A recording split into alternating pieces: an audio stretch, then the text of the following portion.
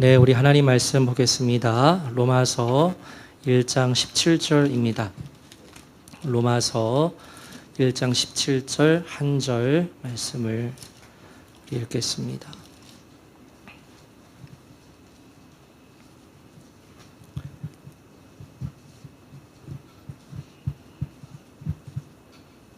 네, 우리 찾으셨으면 우리 한 절 읽겠습니다. 시작. 복음에는 하나님의 의가 나타나서 믿음으로 믿음에 이르게 하나니 기록된 바 오직 의인은 믿음으로 말미암아 살리라 함과 같으니라. 아멘. 오늘 거듭남이라는 주제로 7번째 오직 믿음이라는 말의 의미라는 제목으로 말씀을 나누겠습니다. 계속해서 말씀드리지만 지금 다루고 있는 이 거듭남이라는 주제는 한 번 듣고 지나가는 그런 말씀이 되어서는 안 됩니다. 성경에 많은 말씀들이 있고 또 여러 가지 주제들이 있지만 이 거듭남에 대한 주제는 우리에게 있어서 가장 중요하다고 할 수 있습니다. 지난주에 우리는 거듭남에 대해서 말씀을 나눌 때 이와 같은 거듭남이 일어나게 될 때 동반되는 두 가지 요소, 회개와 믿음 중에 믿음에 대해서 자세하게 나누었습니다. 이 믿음에 대해서 구원을 얻는 믿음이죠. 이 구원을 얻는 믿음에서 세 가지 명제로 말씀을 드렸는데요. 다시 한번 전달하려 해요. 첫 번째는 구원을 얻는 믿음이란 곧 전적인 하나님의 은혜로 구원이 이루어지는 것을 믿는 믿음입니다. 오늘날 교회 가운데 구원론에 대해서 믿음을 말하는 것 같으면서도 행위의 요소를 은근히 끼우는 구원론이 사람들에게 또 성도들에게 많이 전파가 되고 있습니다. 그와 같은 주장을 하는 분들은 오직 믿음이라는 이 명제에 문제가 많다는 겁니다. 그래서 오늘날 한국교회가 무너지게 되는 여러 부정적인 모습들을 지적하면서 그 원인 중에 하나가 오직 믿음이라고 한국교회에서 구원론에 대해서 가르쳤기 때문에 이와 같은 결과를 내었다고 그렇게 말하고 주장하기도 합니다. 그런데 여러분, 그렇지가 않습니다. 오늘날 한국교회가 여러 면에서 타락하게 되고 무너지게 된 것은 오직 믿음이라는 이 구원론과 관련된 명제 때문이 아닙니다. 이 오직 믿음이라는 진리를 정확하게 이해하지 못하기 때문에 그와 같은 결과가 이루어지는 거죠.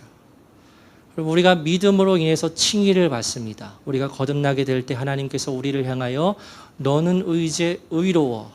너는 이제 죄인이 아니라 의인이야. 나의 사랑하는 자녀야. 라는 그와 같은 칭의의 은혜를 입습니다. 여러분, 그러면 그것으로 끝인가요? 나 의인 됐어. 이제 끝이야. 이건가요? 아니죠. 그 이후에 또 무슨 과정을 밟아야 합니까?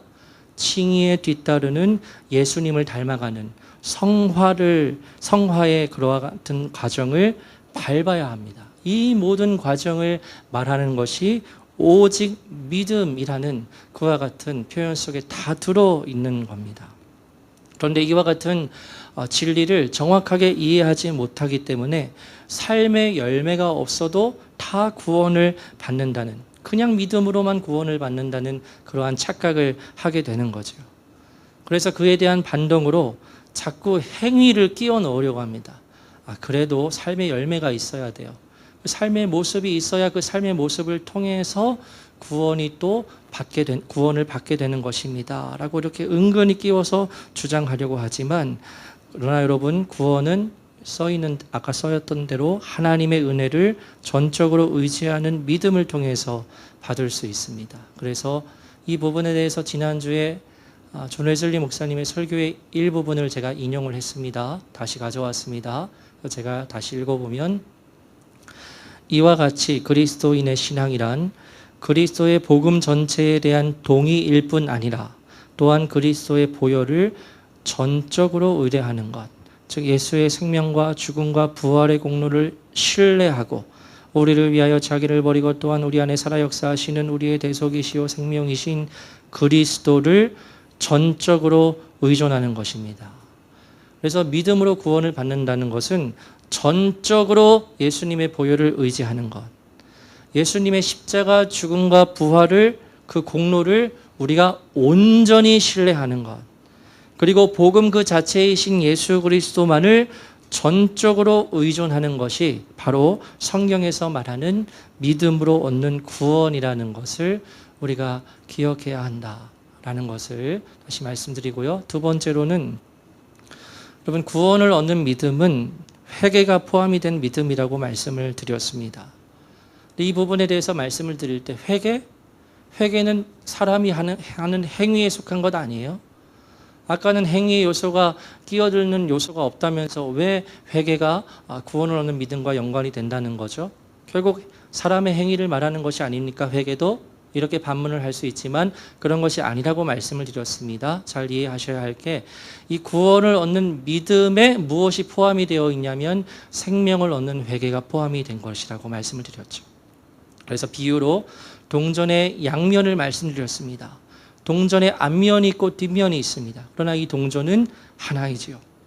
그래서 회개와 믿음은 서로 별개로 떨어져 있는 것이 아니라 회개가 포함된 믿음이 구원을 얻는 믿음입니다. 여러분, 자신이 죄인인 것을 깨닫지 못하고 회개를 통과하지 않았는데 어떻게 예수님을 전적으로 신뢰할 수 있나요? 자신이 죄인인 것을 정말로 깨닫지 못했는데 어떻게 하나님 앞에 자신의 죄를 회개하며 그 회개를 통해서 거듭남을 경험할 수 있나요? 그러니까 회개를 통과함이 없이는 구원을 얻는 믿음과 연결이 될 수가 없는 것입니다. 그런데 이 회개는 사람의 행위의 요소에 해당하는 것이 아니라 이 믿음 자체가 생명을 얻는 회개가 포함된 믿음이다라고 그렇게 더 상세하게 설명을 할 때 그렇게 이해할 수 있다는 거죠. 그래서 나는 그냥 예수님 믿어요. 나 우리 집 몇 대 가문 계속해서 신앙의 가문으로 왔어요. 하면서 그와 같이 말하지만, 그러나 그 삶 가운데 생명을 얻는 회개가 통과되지 않았다면 그것은 오직 믿음과는 상관이 없는 그와 같은 회개입니다. 마지막으로 구원을 얻는 믿음은 믿으려 노력하는 그런 믿음이 아니라 말 그대로 믿어지는 믿음이 결과로 주어집니다. 여러분, 성경의 모든 이야기 다 하나님의 말씀으로 온전히 믿으시죠? 네, 창세기 하나님께서 이 세상의 모든 만물을 다 창조하셨습니다. 그 창조의 과정 가운데 여러 설들이 있지만, 그러나 여러분, 하나님께서 말씀대로 말씀에 의해서 이 세상을 창조하셨어요. 그것이 정말로 믿어지는 겁니다. 그리고 구약에서는 하나님께서 이 이스라엘을 선택하셔서 하나님의 뜻을 그 이스라엘을 통해 계시를 하셨고, 신약에서는 자신의 아들 하나님이십니다. 역시 예수님을 이 땅에 인간의 몸을 입히셔서 보내시고, 그리고 자신의 아들을 십자가에서 죽게 하시고 다시 부활하게 하심으로써 이 세상의 모든 이들에게 구원의 길을 여셨다는 그 놀라운 복음의 진리가 나를 위한 진리임이 정말 믿어지는 겁니다. 그것이 곧 나를 위한 진리임이 막 믿으려 막 억지로 막 하려고 하는 게 아니라 믿어지는 거야. 그러므로 하나님, 예수 그리스도, 성령 하나님, 이 모든 삼위일체 하나님께서 내 평생을 바쳐 섬겨야 할 나의 왕이자 주인이 되신다는 진리가 믿어지기 때문에 그와 같은 삶을 살아갑니다. 믿어지기 때문에 하나님을 나의 왕이시고 예수 그리스도를 나의 주인으로 실제로 섬기면서 살아가게 되는 거죠. 또한 마지막 남은 예언, 다시 오실 예수 그리스도, 그 재림을 소망하며 정말로 기다리는 사람이 구원을 얻는 믿음을 가지게 된 사람들입니다. 그래서 정말 이 믿어지는 믿음을 누리게 된 이들은 하나님께 감사할 수밖에 없습니다. 특히 오랫동안 치열한 영적인 여정을 거쳤다가 결국 그 길의 끝에서 믿음을 갖게 되고 믿어지는 은혜를 누리게 될 때 그에 대한 감격이 클 수밖에 없는 거죠. 그래서 한 달도 좀 넘었던 것 같은데 그때 보았던 영상의 한 장면인데, 윌리엄 레인 크레이그가 그 몇 개월간, 1년 반이었나요? 제가 있었는데 그 오랜 기간의 영적인 여정 끝에서 이제 정말 믿어지는 은혜를 경험하게 되고 나서 하늘로 밖으로 뛰어나가 하늘에 있는 별들을 보면서 내가 하나님을 알게 되다니 하고 반응을 했다는 것 아닙니까? 믿어지는 은혜가 그와 같은 결과가 주어진다는 것입니다. 그래서 이와 같은 세 가지 명제를 우리는 꼭 기억할 수 있어야 하고요. 오늘은 이 오직 믿음이라는 말이 역사적으로 어떻게 강조가 되었는지 그 유래를 살펴보려고 합니다. 이 부분을 알게 되면 기독교의 역사도 정리할 수 있는 좋은 기회가 될 것이라고 생각을 해요. 여러분도 잘 아시겠지만 사도행전에서 교회가 시작이 됩니다. 초대교회가 시작이 되죠. 예루살렘에서 초대교회가 시작이 되었고 이방의 선교 베이스였던 안디옥 교회로부터 복음이 이방 민족에게 전파되기 시작했습니다. 그래서 당시 세계 전부라 여겼던 로마 제국이 다스리는 그 모든 지역 가운데 이제 복음이 전파가 됩니다. 그 과정 중에 초대교회 성도들은 엄청난 핍박을 받게 되죠. 그러나 한 알의 밀이 땅에 떨어져 죽으면 많은 열매를 맺게 된다는 주님의 말씀처럼 순교자의 피가 흐를 때마다 더 많은 영혼들이 구원받고 복음 안으로 들어오는 역사가 일어났습니다. 그래서 처음에는 초대교회가 가정의 영역에서, 예배당이 어디 있습니까? 가정의 영역에서 함께 모여서 떡을 떼며 교제를 나누는 형태로 시작이 되다가 이제 그 안에서 점점 교회가 제도화됩니다.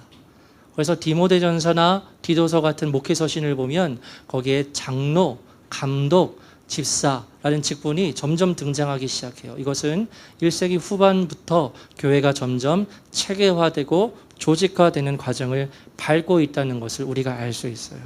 그리고 이때까지 교회는, 초대교로부터 시작된 교회는 단 하나의 교회이고 단 하나의 몸이었습니다.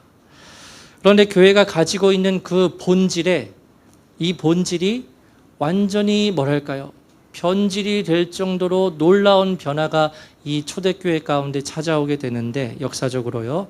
바로 로마 제국 차원에서 기독교 신앙을 공식적으로 인정한 일에서 시작이 됩니다. 그래서 AD 313년에 로마 황제 콘스탄티누스 1세가 밀라노 칙령이라는 것을 내리면서 이제부터 기독교를 공식적으로 인정한다라는 그와 같은 명령을 로마 제국 전체에 내립니다. 그러니까 이때 기독교는 더 이상 로마 제국 치하에서 핍박을 받지 않아도 되는 신앙적인 자유를 누리게 된 거죠. 이거는요, 정말 파격적인 결정이었습니다. 그 전까지 초대교회 성도들이 자신의 목숨을 걸고 어떻게 순교를 당했는지 그와 같은 처절한 역사가 기록되어 있고 우리가 다 아는데, 이제는 313년부터는 그와 같은 핍박과 박해를 받지 않아도 되는 거예요. 이제 자유롭게 예수님을 믿으며 신앙생활 할 수 있는 겁니다. 그런데 조금 더 시간이 흐르면 더 큰 변화를 맞게 되는데 AD 380년에 기독교는 로마 제국의 공식적인 국교가 됩니다. 작은 팔레스타인 땅에서 시작된 초대교회가 유대인들로부터 핍박을 받으며 시작된 그 보잘것없는 그 종교가 이제는 전 세계를 다스리는 로마 제국의 유일한 공식 종교가 되어버려요. 이 사건은 초대교회 시절부터 복음의 생명력을 가지고 명맥을 이어온 그 단 하나의 교회 가운데 정말 엄청난 변화를 불러왔습니다. 그런데 문제는 그 변화가 긍정적인 변화라기보다는 부정적인 변화가 더 컸다는 점이었어요. 여러분, 세상의 법칙이 그러하지만 세상에는 공짜가 없습니다. 그렇죠? 상대방이 내가 원하는 것을 준다면 그럼 상대방은 또 무엇을 원하죠? 자기가 원하는 것을 내게서 취하려고 하는 겁니다. 세상에서는 공짜가 없습니다. 하나님 나라의 법칙은 그러하지 않지만 세상의 법칙은 그러하지 않습니다. 이때 로마 제국 차원에서 교회를 인정해 줍니다. 신앙적인 자유를 줍니다. 더 나아가 로마 제국의 공식적인 종교로 인정을 합니다. 그런데 그때 교회가 그 결과로 누렸던 것에 대한 대가인지 모르겠지만 이때부터 교회는 크나큰 변질을 경험하기 시작해요. 왜냐하면 그때까지 로마 제국이 가지고 있었던 종교적인 입장이 있었습니다. 313년 이전까지 로마 제국이 가지고 있었던 종교적인 입장은 무엇이었냐면요. 그 다양한 모든 영토들을 다스리면서 그 곳곳에서 있는 섬기는 이교도의 풍습들을 다 가지고 있고 포함하고 있었어요. 그러니까 로마 제국의 입장은 일신교가 아니라 다신교였습니다.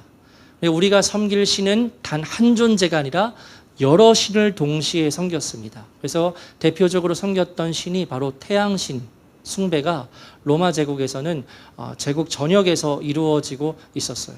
또한 로마 제국에서 또 누구를 신으로 숭배하면서 섬겼습니까? 황제들. 그래서 태양신 숭배와 황제를 숭배하는 그와 같은 문화가 아주 자연스럽게 로마 제국에 있었거든요. 그런데 그때 그리스도인들은 다 거부하는 겁니다. 로마 황제를 신으로 숭배하는 것을 거부하고 다신교의 입장을 거부하니까 감히 우리 제국의 영역에서 살아가는 너희가 이것을 거부해? 해서 많은 핍박을 받은 거지요. 그런데 이제 기독교가 로마 제국의 공식 종교가 된 겁니다. 그러면 여러분, 로마 제국 차원에서 이제까지 우리의 종교적인 입장이었던 그 다신교의 입장, 태양신을 숭배하고 황제를 숭배하게 하는 그 다신교의 입장을 완전히 내려놓고 오직 기독교에서 말하는 예수 그리스도만을 온전히 믿고 그렇게 바뀌었느냐? 그것이 아니었다는 거죠. 로마 제국을 다스리는 황제들, 즉 처음으로 기독교를 인정했던 콘스탄티누스 1세부터 기독교를 로마 제국에 정착시키는 과정에서 이전의 그 이교도의 풍습들과 그리고 기독교 신앙과 융합을 시켜버립니다. 섞이게 만듭니다. 결국 정치였어요. 정치의 안정화를 꾀하고자 기독교의 신앙에 기독교를 국교로 인정하면서 거기에 이교도의 풍습을 요소들을 집어넣습니다. 그래서 오직 복음이자 오직 예수 그리스도로 핵심을 삼았던 순수한 기독교에 그때부터 이교도의 요소가 섞이게 된 거죠. 그래서 이때부터 기독교는 그 특유의 생명력을 가진 순전함을 잃어버리게 되고 이것도 아니고 저것도 아닌 모습으로 변질되어 버립니다. 그리고 그 이교도의 풍습과 관련된 모습은 역사 속에서 늘 존재해 왔고 교회 안에서요. 그리고 아직도 가톨릭 교회에 그 영향이 남아 있습니다. 예를 들어서 넘겨주시면 나오겠지만 예전 가나안 족속의 여신을 섬기는 문화를 차용해서 성모 마리아 설화를 만들어내고 마리아를 숭배하는 문화도 이때 생겼습니다. 그리스도인은 오직 예수 그리스도를 통하여 하나님 앞에 나아갈 수 있습니다. 개개인이 하나님 앞에 나아갈 수 있는데 그런 분명한 복음의 말씀과는 달리 하나님과 성도들 사이에 하나님 아들의 대리자라는 교황 그리고 사제들을 세우게 됩니다. 초대교회 때는 모든 성도들이 하나님의 말씀을 읽고 토론하며 그렇게 신앙을 지켜나갔는데 로마 제국 치하의 기독교에서는 오직 하나님의 말씀 성경을 사제들만이 읽을 수 있었고 그 당시의 성도들은 사제들이 전해주는 그 말씀을 통해서만 하나님의 말씀을 배울 수 있었습니다. 또 여기 아까 말씀을 드렸던 태양신을 숭배하는 이교도의 문화가 교회 곳곳에 자리를 잡게 돼요. 그 중에 한 부분이 제단을 장식하는 성물이 태양의 모양으로 되어 있습니다. 가운데 IHS는 예수 그리스도를 뜻하는 그 약자인데요. 또 여러분 보시기에 왼쪽에는 미션이라는 영화에서 마지막 장면인데 신부가 그와 같은 물을 들고 나아가죠. 이것이 태양 모양으로 되어 있습니다. 그런데 이것이 단순히 태양 모양으로 했구나라는 것이 아니라 그때 4세기부터 태양신을 섬기는 그와 같은 이교도의 풍습이 이렇게 자리를 잡아서 저런 갖가지 영향이 아직도 남아 있다는 거죠. 넘겨주시면 타계한 이전 교황입니다. 가운데 십자가 목걸이 있죠. 십자가 목걸이를 확대하면 저 목걸이를 보시면 위에는 비둘기 예수님께서 세례를 받으실 때 그리고 양들 있고 예수님께서 가운데에 계시는데 예수님께서 어떤 포즈를 취하고 계십니까? 이러고 계세요, 예수님이. X자 십자가를 그리고 있습니다. 그런데 이와 같은 X자 십자가를 그리고 있는 것은 고대 가나안 문화의 우상들에게서 많이 나타나는 그와 같은 포즈예요. 그래서 이와 같은 아주 그냥 일부분만을 말씀을 드렸지만 4세기에 기독교가 로마 제국에서 공인이 되고 국교화가 되면서 이교도의 풍습과 완전히 섞이게 됩니다. 변질이 되어버립니다. 물론 그때의 기독교가 부정적인 면만 있었던 것은 아닙니다. 이때 긍정적인 면도 분명히 있었는데 그것은 그 기독교가 대세가 되면서 신학이라는 학문이 처음으로 생기게 되었고 진리를 체계적으로 정립하는 긍정적인 면도 분명히 있었습니다. 그래서 우리가 한 번쯤은 이름을 들어볼 어거스틴, 토마스 아퀴나스 같은 그와 같은 신학자들이 이 시대 가운데서 진리를 정립하고 그 진리를 전파하는 그와 같은 긍정적인 면도 있었지만 그러나 전체적으로 평가해 볼 때 이때 기독교는 그 초대교회가 가지고 있던 그 폭발적인 생명력을 잃어버리게 됩니다. 그래서 교황 한 사람에 의해서 좌지우지되는 교회, 성도들은 눈에 보이는 사제들만을 의지하게 되는 교회, 복음의 말씀이 아니라 교회의 그 변질된 전통을 신뢰하게 만드는 그와 같은 교회 등 아무런 생명력을 느낄 수 없는 교회로 그때 전락하게 되어요. 그리고 그 기간이 아주 긴 시간 동안 지내게 됩니다. 4세기부터 16세기까지. 그래서 중세의 암흑기라고 표현을 하죠. 이 기간을. 물론 이 교회 안에서도 내부적인 자정운동이 일어나기는 했지만 이것에 대해서 대세를 거스를 수는 없었어요. 변질된 교회로 오랜 시간 동안 흐르게 됩니다. 그런데 16세기에 우리가 잘 알지만 들어보셨겠지만 종교개혁이 일어나게 되죠.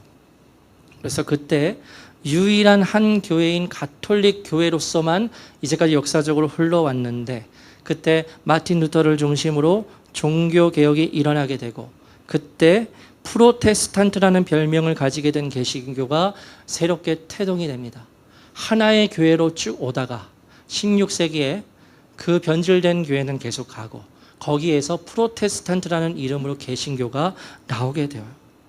이때 개신교가 내걸었던 신학적인 기치가 있었습니다. 4가지였는데요. 오직 성경, 오직 은혜, 오직 믿음, 오직 그리스도였어요. 이것은 초대교회와 비교할 때 완전히 변질된 가톨릭 교회에 대항하여 정립된 신학적인 명제들이었습니다. 여러분, 이와 같은 신학적 기치를 개신교가 내세웠다는 것은 반대로 말하면 이제까지의 교회가 그 로마의 공식 인정을 받은 그 시절부터 16세기에 이르기까지 가톨릭 교회는 이 4가지 명제와 정반대의 모습을 보였다는 것을 우리가 알 수 있는 거죠. 여러분, 오직 성경. 그런데 가톨릭 교회는 하나님의 말씀에 반대하는 것들을 너무나 많이 만들어냈고 행했습니다. 잘못된 교리들 너무나 많이 만들어냈어요. 또한 오직 하나님의 은혜로 구원을 받는다는 그와 같은 진리가 아니라 사람의 공로, 사람의 선행을 강조하는 그와 같은 교리를 만들어냈습니다. 오직 그리스도가 아니라 누구를 의지하게 만듭니까? 교황과 사제와 같은 눈에 보이는 사람들을 의지하게 만들었고 마지막으로 오늘 설교의 주제와 관련이 되는 오직 믿음과 관련하여서 믿음으로 구원을 받는 것이 아니라 교회의 전통들을 지키고 교회 안에서 교회와의 관계성을 유지할 때 구원을 받게 된다고 그렇게 가르쳤습니다. 오늘날도 마찬가지예요. 사실은 지금 가톨릭 교회, 천주교의 구원론이 어떠한가? 표면적으로는 개신교처럼 오직 믿음이라고 말은 하지만 그러나 실제로는 그렇지 않습니다. 천주교회인들에게 있어서 성도들에게 있어서 구원이란 오직 예수를 믿는 믿음으로만 받는 것이 아닙니다. 그들에게 있어서 구원이란 그 성례로부터 시작해서 교회와의 관계를 계속 유지해야 구원이 유지된다고 그렇게 가르칩니다. 성례들, 고해 성사, 선행, 연옥을 위해 드리는 기도, 이와 같은 교회의 전통들을 하나님의 말씀과 비슷하게 혹은 하나님의 말씀보다 더 우선으로 여겨서 이와 같은 교회의 전통으로 내려오는 것들을 행해야 구원을 받을 수 있다고 그렇게 불분명하게 가르칩니다. 믿음을 의지하게 만드는 것이 아니라 교회의 전통을 의지하게 만들고 그와 같은 성례들을 행하는 것에 초점을 맞추게 하고 사람의 행위를 의지하게 만듭니다. 여러분, 교회는 원래 하나였어요. 초대교회부터 하나의 교회로 왔었습니다. 언제나 교회는 하나였습니다. 그러나 역사적인 배경에 의해서 이 하나의 순수했던 교회는 완전히 변질이 되어 다시 새롭게 할 수 없는 상태에 이르렀기에 하나님의 섭리에 의해서 16세기의 종교개혁이 일어나 다시 초대교회의 순전했던 모습을 다시 회복하자 해서 개신교가 일어나게 된 거죠. 그리고 이때 16세기에 개신교에서 내걸었던 그 4가지 기치 중에 하나, 오직 구원은 믿음으로 받는다라는 것을 그때 다시 세운 거예요. 오늘 본문의 말씀을 우리 읽겠습니다. 시작. 복음에는 하나님의 의가 나타나서 믿음으로 믿음에 이르게 하나니 기록된 바 오직 의인은 믿음으로 말미암아 살리라 함과 같으니라. 아멘. 예수 그리스도의 복음이 핵심입니다. 수천 년의 교회의 전통이 있다 한들 그 전통이 성경에 기록되어 있지 않는 그와 같은 것들을 말할 때 우리는 그것들을 배격해야 합니다. 수천 년, 수만 년이든 그와 같은 교회의 전통이 아무리 유구한들 성경의 말씀을 벗어날 수는 없고 결코 앞설 수는 없습니다. 그래서 구원은 종교개혁의 4대 신학적 명제 중 하나인 오직 믿음으로 이루어질 수 있는 것임을 교회의 역사를 통해서 우리는 다시 확인할 수 있어요. 오직 믿음으로 우리는 구원을 받을 수 있습니다. 그런데 이와 같은 진리를 개신교 내에서 또 물타기를 한다는 거죠. 믿음인데 오직 은혜인데 거기에 사람의 행위를 끼워 넣어서 그렇게 그것까지 포함시켜야 구원을 받는다는 그와 같은 잘못된 구원론을 우리는 분별할 수 있어야 해요. 네, 오늘 설교의 내용은 여기까지 말씀을 드리고요. 오늘은 여름 성경학교 또 여름 수련회를 앞두고 있는 가운데 전하고 싶은 말씀을 전하고자 합니다. 지금부터 말씀드리는 이 내용은 우리 장년 성도님들은 매 주일 예배마다 적용하실 수 있습니다. 그래서 잘 들으시면 좋겠고요. 이번 여름 행사에 참여하는 청년들과 또 우리 학생들도 잘 들으시면 좋겠습니다. 제가 예전에 교회 학교를 담당하는 교육자였을 때 여름 성경학교나 여름 수련회를 앞두고서는 거의 한 달 전부터 매 주일 예배에서 그 여름 행사와 관련된 말씀을 준비하여 전했습니다. 한 달이면 4주죠. 4주 내리 그와 같은 대비하여서 말씀을 전했는데 우리가 왜 여름 성경 캠프에 가는지, 지금부터 한 달 정도 시간이 남았는데 어떤 마음으로 준비해야 하는지, 그리고 그곳에 실제로 참석해서 어떻게 반응을 해야 하는지, 그 시간 중에 어떤 시간이 가장 중요한 시간인지, 어떤 마음을 가져야 하는지, 기도할 때는 어떻게 기도를 해야 하는지, 이 모든 것들에 대해서 아주 자세하게 말씀을 통해 가르쳤습니다. 그래서 그러한 말씀을 들었던 저희 아이들은 이제 여름 행사가 시작되는 그 당일이 되면 거의 정신적으로 무장이 된 상태였어요. 이 여름 행사에 참여하는 것이 목적이 아주 분명했고 2박 3일 혹은 3박 4일의 시간 동안 한 시간도 허투루 보내지 않고 그 시간들에 집중을 했습니다. 어린아이들인데요. 그래서 그때 아이들이 정말 많은 은혜를 경험을 했어요. 사진도 가져왔는데요. 아이들이 순수하기 때문에, 아이들이 순종하는 마음을 가지고 있기 때문에 그러한 특성을 가지고 있어서 전한 말씀에 아이들이 그렇게 반응을 한 것이지만 그렇게 된 이유에는 참여하기 이전부터 그 은혜를 경험하기 위해서 필요한 그 모든 것들을 강조해서 가르쳤기 때문입니다. 그래서 이번 2025년 여름 행사를 앞두고 준비해야 할 부분들을 오늘 주일 설교를 통해서 말씀을 드리려 하는데요. 먼저는 당연한 말이지만 가능하다면 수련회와 성경학교에 반드시 참여해야 합니다. 여름 행사를 1년의 단순한 연례 행사로 생각을 하고 가볍게 여기지 말아야 합니다. 상황이 허락하는 한 일부의 시간이라도 꼭 참여하겠다는 마음으로 반응할 수 있어야 합니다. 그래서 말씀드릴 것은 세 가지인데요. 첫 번째는 기대하는 마음과 갈망하는 마음을 가져야 합니다.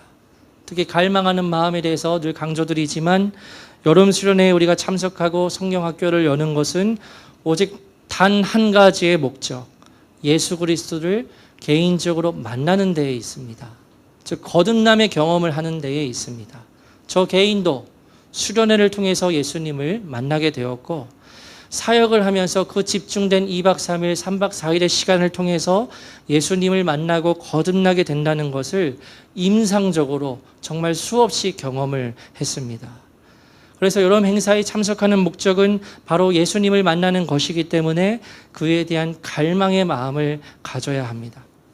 그래서 어렸을 때 그 아이들에게 이제 그와 같이 가르치고 누가 옆에서 옆구리를 딱 찌르면 우리는 예수님 만나서 캠프에 왔어요 하고 누구나 말할 수 있을 정도로 아주 목적이 분명했고 갈망의 마음이 아이들에게 있었어요. 그리고 말씀드리고 싶은 것은 두 번째인데요. 말씀과 기도 시간에 정말 집중해야 합니다. 정말 집중해야 합니다. 그 시간만큼은. 이번 여름 행사에서 말씀을 전하시는 분들이 정말 그 복음의 말씀을 온전히 전하실 수 있는 분들이라 또 감사하고요.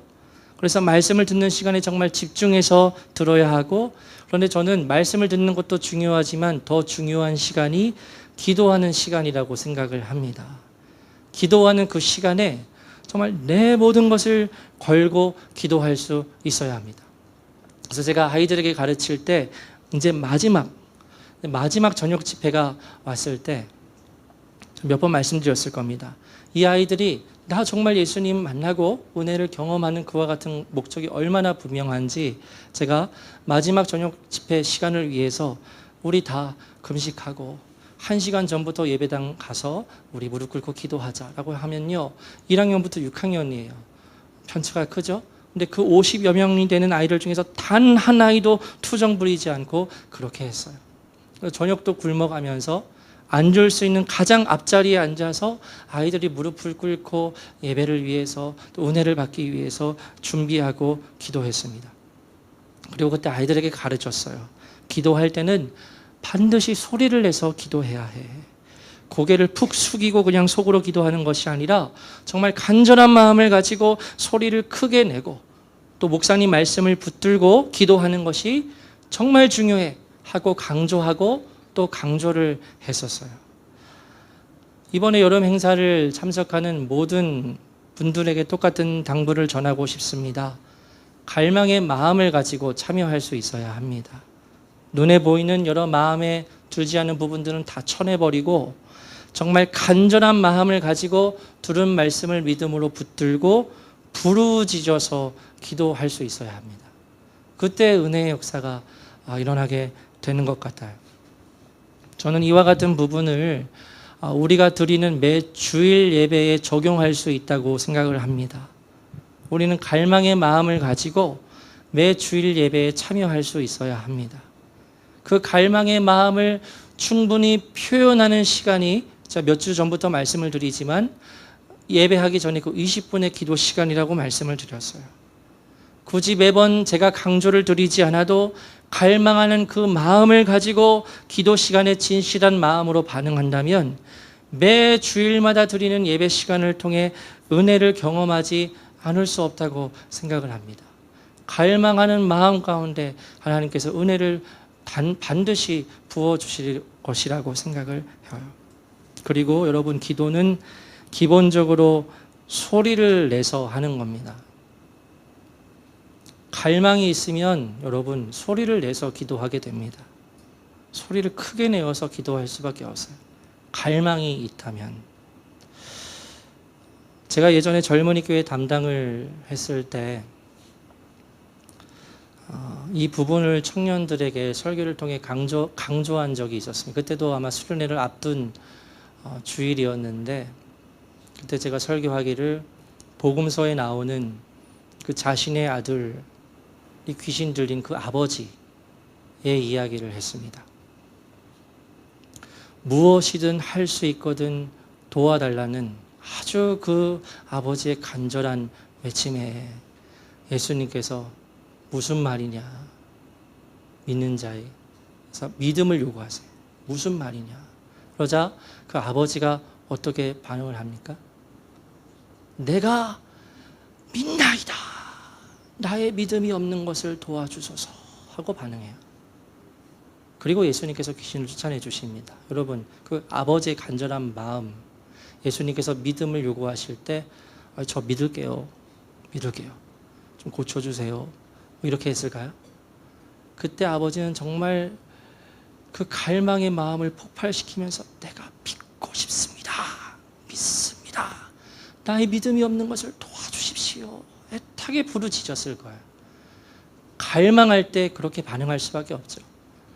갈망하는데 어떻게 그냥 아무런 소리 내지 않고 가만히 있을 수 있습니까?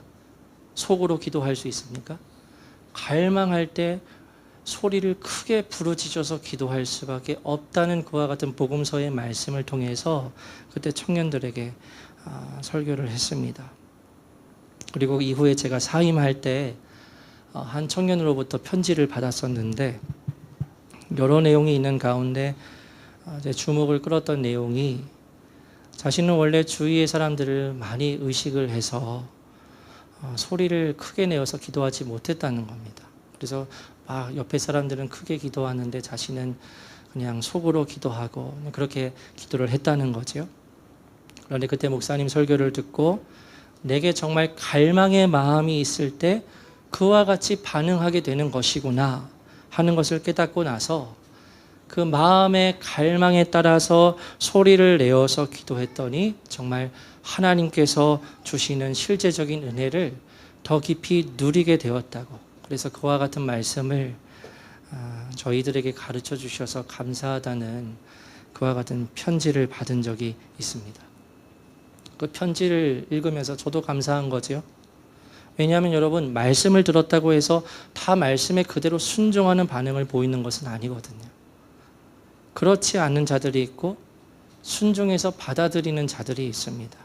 어린아이들은 비교적 순종을 해요.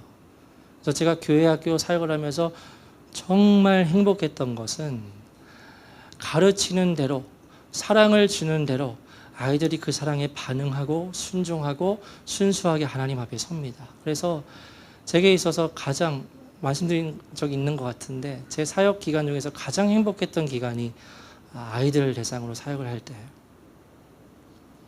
지금 행복하지 않다는 것이 아닙니다. 이 부분을 제가 꼭 붙여요. 지금 안 행복하다는 거 아닙니다만 그때가 가장 행복했어요. 아이들은요, 들으면 순수하게 순종해요. 10대 청소년들도 그러하고요. 비교적 청년들도 그러한 심령을 가지고 있는데 이제 문제는 나는 신앙생활 할 만큼 했어 하는 생각을 하는 분들이 이제 문제인데 저희 교회는 그런 분들 없으리라 믿습니다. 그래서 다시 정리하자면 여러분, 이번 여름 행사를 앞두고 어떻게든 참석하기 바랍니다. 정말 우리 모두에게 주어진 마지막 기회일 수도 있고요.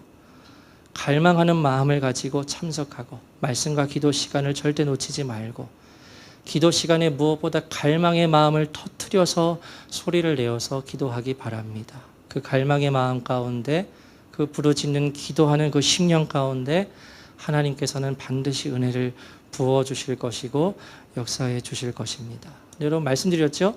이와 같이 지금 말씀드린 부분은 어디에 적용할 수 있다고요? 이 주일 예배에 적용할 수 있다는 겁니다. 이 주일 예배에 동일하게 적용할 수 있습니다.